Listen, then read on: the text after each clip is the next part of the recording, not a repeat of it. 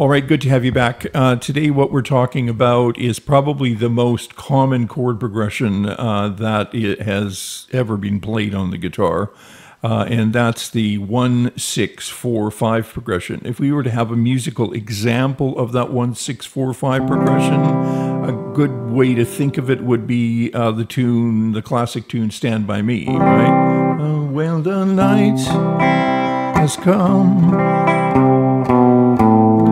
the land is dark, and the moon is the only light we see. Okay, so I'm just placing that in your internal memory because what we're going to do is take that progression and mess around with it a little bit, talk about it, and do it in 5 different keys. And we will also substitute a 2-chord for a 4-chord to change up the bass line and work on doing something a little bit different, but still very common. All right, so the 1 chord in the key of C, often connected with a little bass line to the A minor.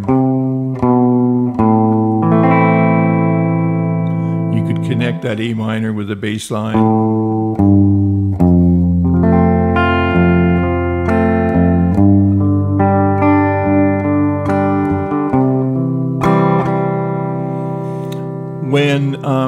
When you're playing chord progressions, it would be a really good idea to start listening to the note on the top at the very least. So in this case, when I'm playing this, I'm keeping the C on the top, and because I know that C is in common with the A minor,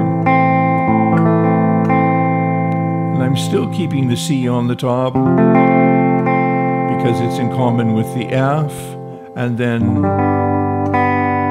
the B on the top of the G chord wants to return back to.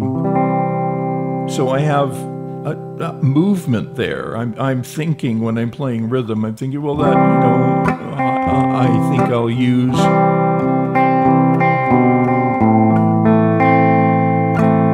that pedaled C.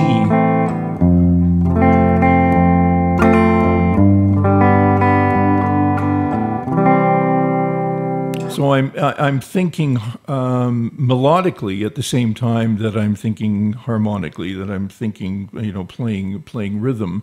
If I played all the way up to the top of the C chord, and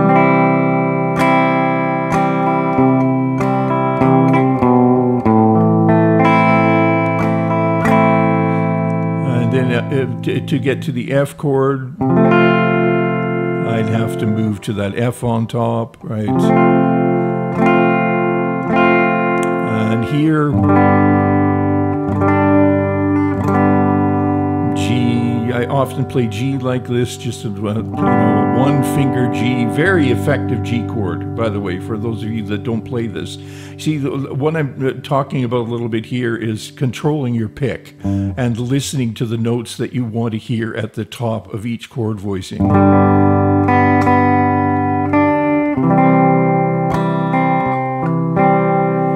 So we call this this chord progression. So that's a little talk about picking and keeping melody notes on top and listening for inner lines within the chord progressions that you play. Don't just swipe away at the chords. Play it like an auto harp. This is not an auto harp. There's lots you can do by being aware of the notes in the chords. So what we have here is when we play a 1-6-4-5 chord progression, in this case, it being in the key of C, these chords come out of the C major scale. So the C chord has a C, E, and G, an A chord has an A, C, and E, an F chord has an F, A, and C, and a G chord has a G, B, and D. As you can tell, each of those chords only uses natural notes, the white keys on the piano, if you will, or the notes of the C major scale. Now, the same thing is going to hold true for the other keys. I think, first of all, I'm going to just jump to the key of G. Each of these, the most common keys that we have here are C, A, G, E, and D. They spell that word caged. So those are the most common open keys. So let's move to G, and we have the same progression here, which is a 1, a 6, a 4, and a 5. And these chords will come from the key of G, or the scale of G. So the notes here on a G chord will be G, B, D, and then E, G, B, C, E, G, and D, F sharp, and A to make a D chord. So so now G, I'm just trying to think of the melody. I'll stick to the same progression.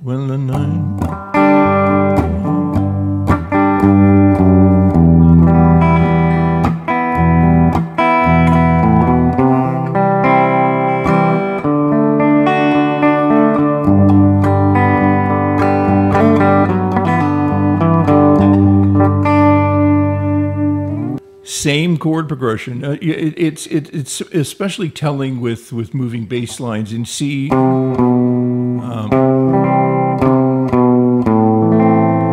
In G,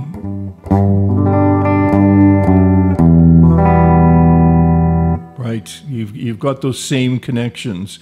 When I'm thinking of playing in the key of C underneath, I'm always hearing the C major scale, or invisibly referencing the C major scale. And the same would go if I'm in the key of G. I know that the key of G has that F sharp in it. That's why we get a D chord with an F sharp. Okay, let's move to the key of A. Now, when we get to the key of A,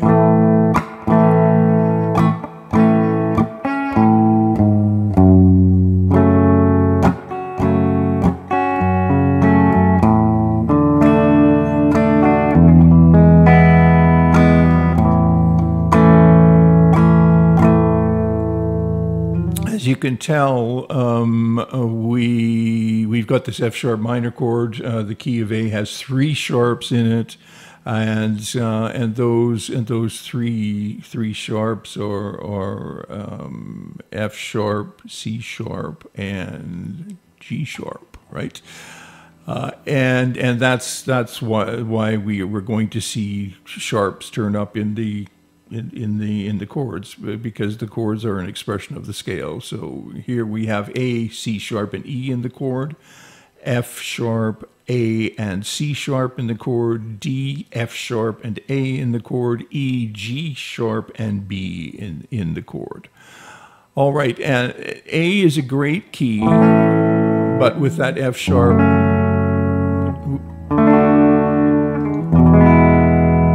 makes it a little trickier, because it does sort of have to be a bar chord, and sometimes bar chords aren't as comfortable for all of you, and so, you know, I guess you could probably do that would be sort of a 7th. It's not bad though.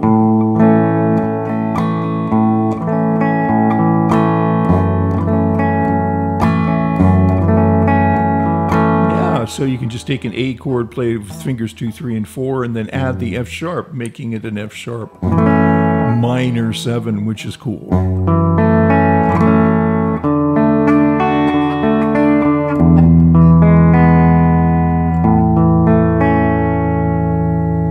Good, so that gives us the keys of C, A, and G. Before we go to E, let's go to D first. So a D scale is a D, E, F sharp, G, A, B, C sharp, and D. So a D, the scale of D has 2 sharps, F sharp and C sharp. All right, now chords.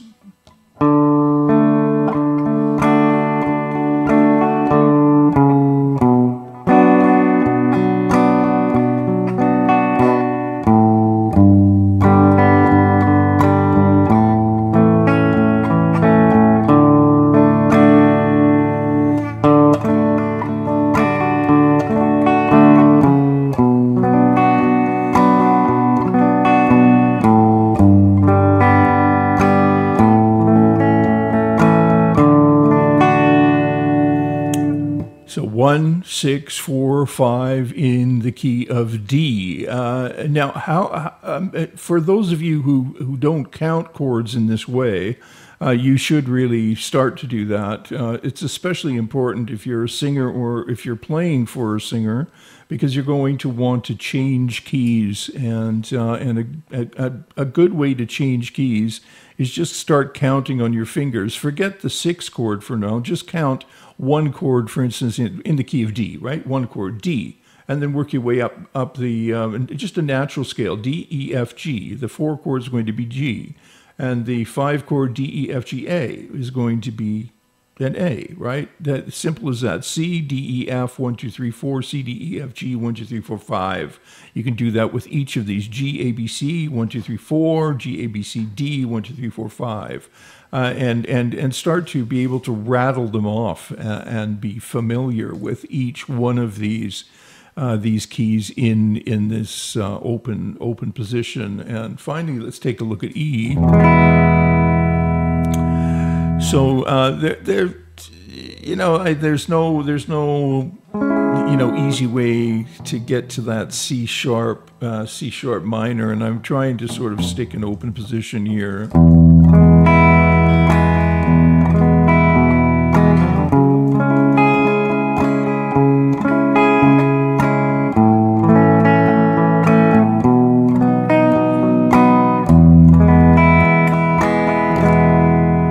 If you wanted to change up the way the bass line,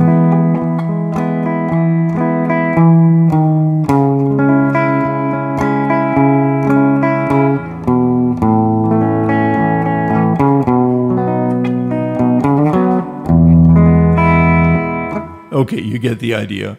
But open position, so you're going to have that C sharp minor. And in 4th position, you're basically just borrowing an A minor chord. You could look at it that way if you like. Okay, so as promised at the top, I've got a substitution for the 4 chord, and a nice 4 chord substitution that softens the lines and makes it, I don't know, just it just changes the color a little bit, is substituting the 2 chord for the 4 chord. What is the 2 chord? It's going to be a minor. So the 2 chord, if we go C, D, we know that we now have the 2 chord is a D, and the 2 chord is going to be a minor. Just that's good enough. A 2 chord is going to be a minor. So in this case, C, D, the 2 chord's minor, D minor. A, B, B minor, G, A minor, E, F sharp minor, and D, E, E minor. Those will be the substitutes for the 4 chord. Let's listen to that in the first progression.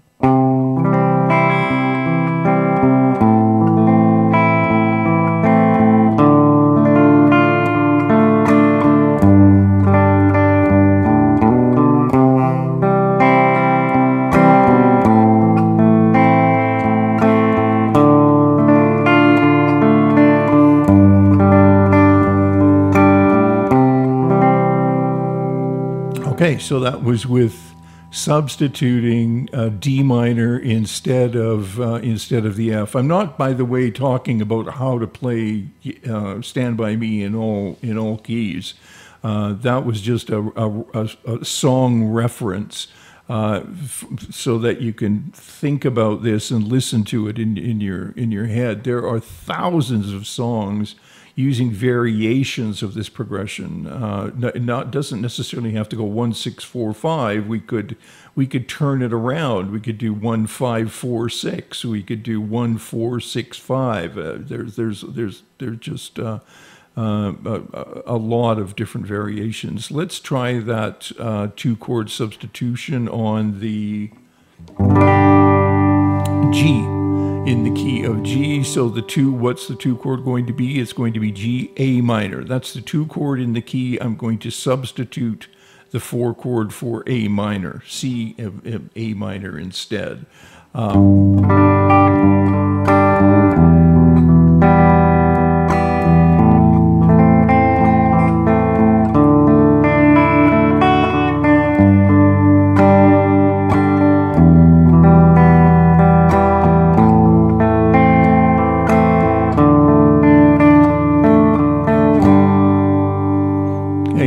it's a little softer. It's a little more interesting, right? And it gives you a different bass line movement, G down to E, right? G.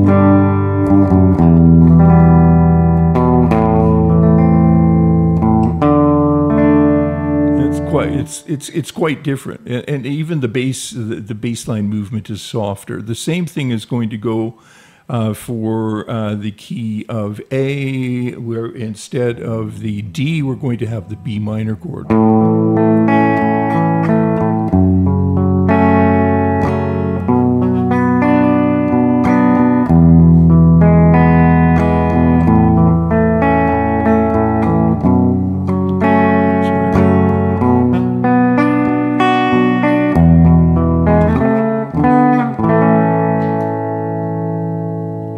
Okay, once again, and how about when you do the D?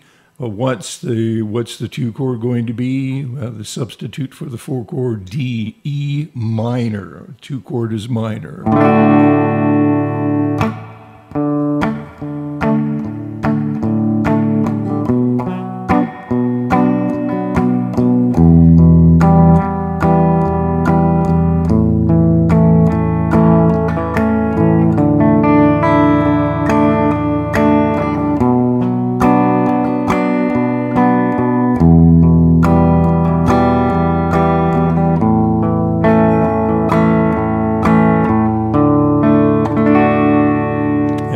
Chord for the E is F sharp minor.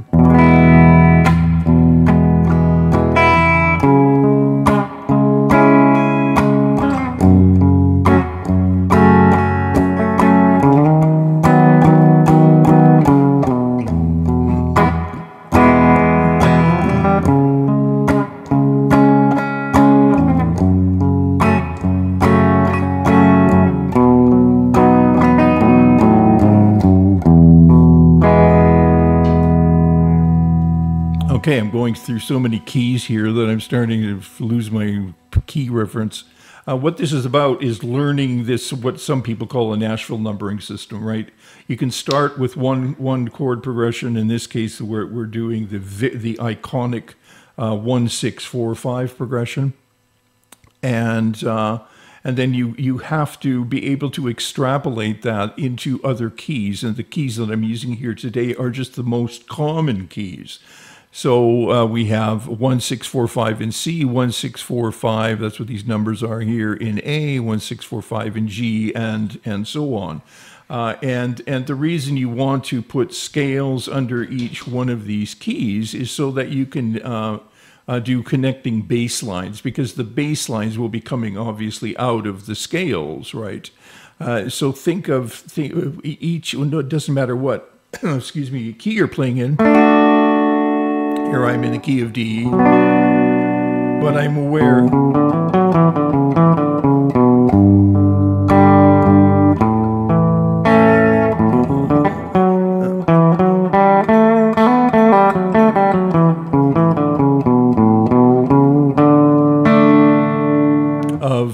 of the scale that's underneath my that's underneath the chords that I'm playing. So I'm not just thinking a picture of the chord. I'm placing the chord on the template of the scale that's underneath it. If this video was helpful to you, like, subscribe. It helps the algorithm immensely. Buy me a coffee. Buy one of my books, which you can get on Amazon. And please leave a question. I get back to all the questions with fairly lengthy answers. So thanks for stopping by. Thanks for your support, and we'll see you real soon.